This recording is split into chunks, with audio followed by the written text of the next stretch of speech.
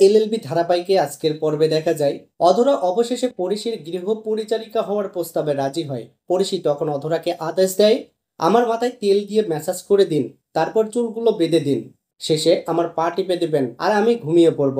ঠিকই সেই সময় বড়বাবু ফোন করেন পরিশীকে তার খোঁজ খবর নিতে। অধরা তখন ক্রমে ক্রুদ্ধ হয়ে ওঠে, রাগে ফেটে পড়ে। সে চুপিসারে হাত বাড়িয়ে দেয় পরিশীর গলার দিকে, যেন তার গলা টিপে ধরবে, কিন্তু পরিশী তার অভিপ্রায় বুঝে ফেলেন।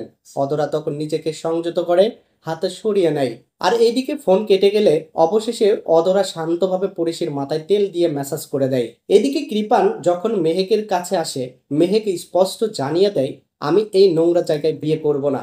তখন কৃপান রেগে গিয়ে বলে, করবে না মানে? তাহলে তোমার বাপ করবে। মেহেক প্রশ্ন তোলে, তোমার বাবা মা কি এমন জায়গায় বিয়ে করেছিলেন? কৃপান স্বীকার করে না।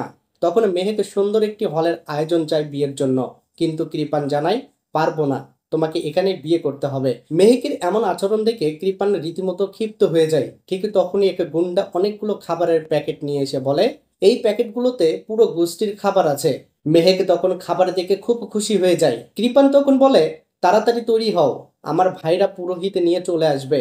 কৃপান সেখান থেকে চলে গেলে মেহেক ভাবে, গীতা বৌদি এখনো আমাকে খুঁজে পায়নি কেন। অন্যদিকে গীতা ব্যানার্জি বাড়িতে গিয়ে রতিকে জেরা করতে শুরু করে।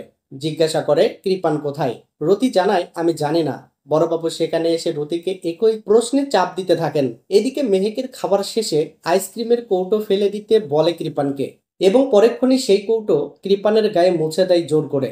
তারপর বলে, বেনারসির গহনাগুলো দাও, আমি সাজবো। এই সময় ঢালি এসে কৃপানকে সতর্ক করে, তুমি এই মেয়েটিকে বিশ্বাস করো না, সে খুব চালাক। মেহেকে তখন রেগে গিয়ে কৃপানকে উদ্দেশ্য করে বলে, তোমার সামনে আমাকে অপমান করলো, তুমি কিছু বললে না কেন? ঠিকই তখনই কাব্যি এসে বলে ওঠে, হ্যাঁ ঢালি ঠিকই বলেছে, তুমি সত্যিই খুব ধূর্ত।